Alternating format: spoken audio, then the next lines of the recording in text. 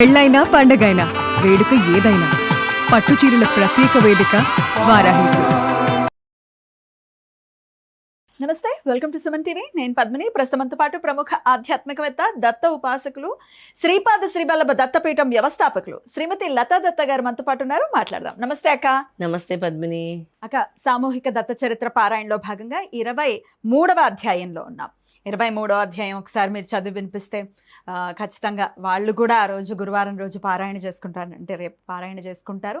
అట్లాగే ఈ ఒక్క అధ్యాయం చదివితే వచ్చేటటువంటి ఫలితం ఏంటో కూడా తెలియజేస్తే ఖచ్చితంగా స్వామి అనుగ్రహం ఎంత, అంటే ఆయన ఎంత ఉదారంగా ఉన్నారు. ఒక్క అధ్యాయం అంటే చాలామంది అడిగేది ఏంటంటే అక్క, ఈ ఒక్క అధ్యాయం చేయొచ్చా, ఈ పర్టికులర్ సమస్యతోనే మేము బాధపడుతున్నాము, ఈ అధ్యాయం పారాయణ చేయొచ్చా అని అడుగుతున్నారు. ఏం చెప్తారు? వాళ్ళందరి సందేహానికి ఒకటే ప్రశ్న ఏంటంటే, ముందు సప్తాహ పారాయణం చేయండి ఒకసారి. సప్తాహ పారాయణం చేసిన తర్వాత, గురుతత్వాన్ని తెలుసుకున్న తర్వాత, దత్తాత్రేయ స్వామి చెప్పిన భక్తి జ్ఞానం, కర్మ జ్ఞానం తెలుసుకున్న తర్వాత, మీ యొక్క ప్రాబ్లంకి తగిన అధ్యాయము అప్పుడు మీరు 41 రోజులు కానీ ఒక 90 రోజులు కానీ అలా పారాయణం చేసుకోవచ్చు. ముందు మాత్రం సప్తాహ పారాయణం ఖచ్చితంగా చేయండి. సప్తాహ పారాయణం చేయకుండా మీ స్వార్థం కోసమే, మీ ప్రాబ్లం కోసమే, అంటే మీ స్వార్థం అని నేను అనను, మీ సమస్య పరిష్కారం కోసమే నేను చదువుతాను అని అంటే దాన్ని మనం స్వార్థంగా ఆలోచిస్తున్నట్టు. అసలు గురుతత్వాన్ని తెలుసుకోకుండా నా సమస్య తీరిపోవాలంటే అది తప్పనమాట. ముందు గురుతత్వాన్ని తెలుసుకోవాలి, గురువు ఎవరో తెలుసుకోవాలి, దత్తస్వామి గురించి తెలుసుకోవాలి. అప్పుడు నీ సమస్యకు పరిష్కారం ఎలా వస్తుందో దత్తస్వామి చెప్తారు.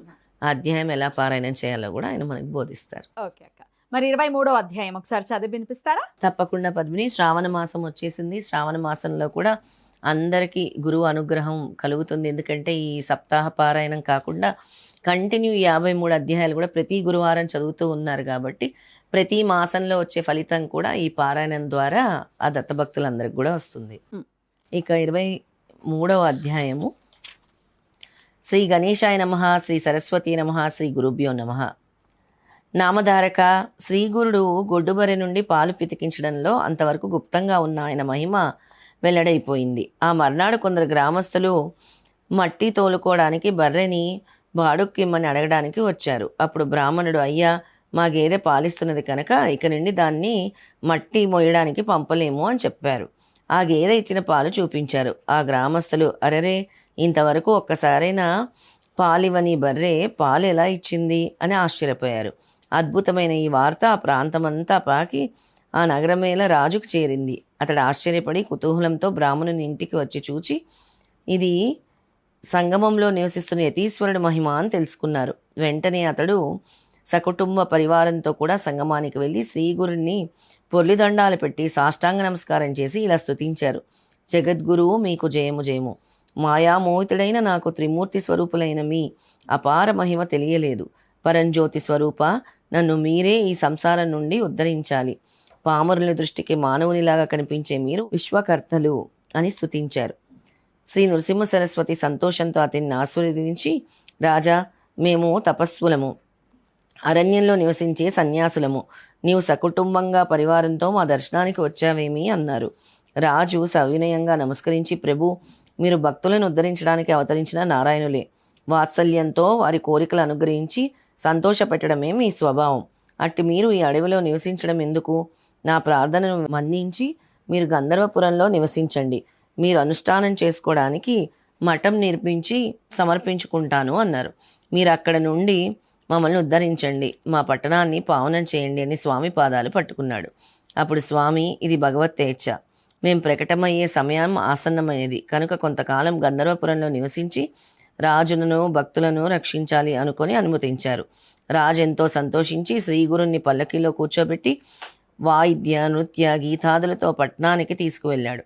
పల్లకీకి ముందు ఏనుగులు, గుర్రాలు, వాటి వెనక రాజు, అతని పరివారము, 100 మాగధాలు వచ్చాయి.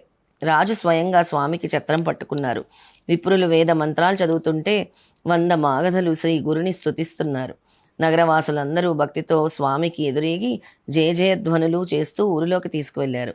ఊరేగింపు పడమటి దిక్కు నుండి గంధర్వ నగరంలోకి ప్రవేశిస్తున్నది. అక్కడ ఒక పెద్ద రావి చెట్టు ఉన్నది. దాని సమీపంలో ఇళ్ళన్నీ పాడుబడి నిర్మానుష్యంగా ఉన్నాయి. అందుకు కారణం ఆ చెట్టు మీద ఒక బ్రహ్మ రాక్షసుడు ఉండేవాడు. అతడు ఆ ప్రదేశంలోకి వచ్చిన మానవులను జంతువులను మృంగిస్తూ ఉండేవాడు. అతనికి భయపడి ఆ ప్రాంతంలో వారందరూ తమ ఇండ్లను విడిచిపోయి ఆ పట్టణంలోని వేరొక చోట నివసిస్తున్నారు. ఊరేగింపు ఆ చెట్టు దగ్గరికి రాగానే స్వామి తమ పల్లకి నుండి ఆ చెట్టుపైకి చూచారు. మిగిలిన ఎవరికి కనిపించకపోయినా ఆ బ్రహ్మ రాక్షసుడు చెట్టు దిగి వచ్చి స్వామికి నమస్కరించి తనను ఉద్ధరించమని ప్రార్థించాడు. పరాత్పరుడు కరుణామూర్తి అయిన శ్రీ నృసింహ సరస్వతి అతని తలపై చేయి పెట్టి ఆశీర్వదించారు. తక్షణమే అతనికి మానవాకారం అందరికీ కనిపించాడు. స్వామి అతనితో, నాయనా, నీ వెంటనే సంగమానికి వెళ్ళి స్నానం చేయి, నీ పాపం నశించి ముక్తి పొందావు అని ఆదేశించారు. అతడు స్వామికి నమస్కరించి వెంటనే సంగమానికి వెళ్ళి స్నానం చేసి ఆ శరీరం విడిచిపెట్టి ముక్తి పొందాడు. ఈ సన్నివేశం చూసిన పట్టణవాసుడు శ్రీగురుడు సాక్షాత్తు పరమేశ్వరుడే అని తెలుసుకున్నారు. అప్పుడు శ్రీగురుడు, నాకు మఠం ఇక్కడే నిర్మించాలి అన్నారు. అప్పటికప్పుడే ఆ సమీపంలో ఉన్న ఒక పాడుపడ్డ ఇల్లు శుభ్రం చేశారు. దాన్ని ఆ రాజు ఒక మఠంగా రూపొందించి స్వామికి సమర్పించారు. స్వామి అందులో ఉంటూ రోజు స్నానానికి, అనుష్ఠానానికి, సంగమానికి వెళ్ళి వచ్చేవారు. నిత్యం రాజు ఆయనను దర్శించి పూజించేవారు. శ్రీగురుడు సంగమానికి వెళ్ళేటప్పుడు, మళ్ళీ మఠానికి తిరిగి వచ్చేటప్పుడు ఆయన్ను పల్లకిలో కూర్చోబెట్టి రాస మర్యాదలతో తీసుకెళ్లేవారు. నిత్యం ఎందరెందరో శ్రీగురుని దర్శనానికి వస్తూ ఉండేవారు. ఆ పట్టణంలో ప్రతినిత్యం బ్రాహ్మణ సంతర్పణలు జరుగుతుండేవి. ఇలా శ్రీగురుని కీర్తి గ్రామ గ్రామాలకు పాకిపోయింది. గంధర్వ నగరానికి కొద్ది దూరంలో కుమసి అనే గ్రామంలో త్రివిక్రమ భారతి అనే సన్యాసి ఉండేవాడు. వేద విధుడైన యతి నిత్యము నరసింహ అవతారాన్ని మానస పూజతో ఉపాసిస్తూ ఉండేవారు. ఇతడు శ్రీగురుని గురించి విని ఈ యతి దాంభికుడు, సన్యాసాశ్రమ ధర్మానికి విరుద్ధంగా వైభవం అనుభవిస్తున్నాడు అని ఆక్షేపిస్తుండేవాడు.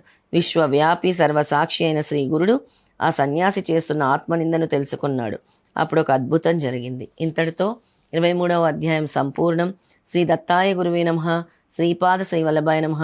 శ్రీ నృసింహ సరస్వతియే నమః. 23వ అధ్యాయం పూర్తయింది. ఈ అధ్యాయం పారాయణం చేయటం వల్ల ఇంట్లో ఉండే వాస్తు దోషాలు, గృహ వాస్తు దోషాలన్నీ కూడా తొలగిపోతాయి. ఎందుకంటే అక్కడ ఒక మేడి చెట్టు, బ్రహ్మ రాక్షసుడు ఉండేవాడు. అలా ఈ అధ్యాయం పారాయణం చేయటం వల్ల ఇంట్లో ఉండే వాస్తు దోషాలన్నీ కూడా పోతాయి. శ్రీగురుడు అనుగ్రహం కూడా లభిస్తుంది. భూత ప్రేత పిశాచ బాధలు కూడా తొలగిపోతాయి. అద్భుతం. ఎటువంటి నిజంగా ఇది కావాల్సినటువంటి ఒక విషయం అక్క. ఎందుకంటే గృహ వాస్తులు ఉన్నాయండి అని కంప్లైంట్ చేసే వాళ్ళు చాలా మంది ఉంటారు. నెగటివ్ ఎనర్జీ నుంచి చాలా ఇబ్బంది పడుతున్నాం అని కూడా చెప్తూ ఉంటారు. అవును, గురుదేవుడు తప్ప ఎవరు కాపాడగలరు? ఎవరు కాపాడలేరు.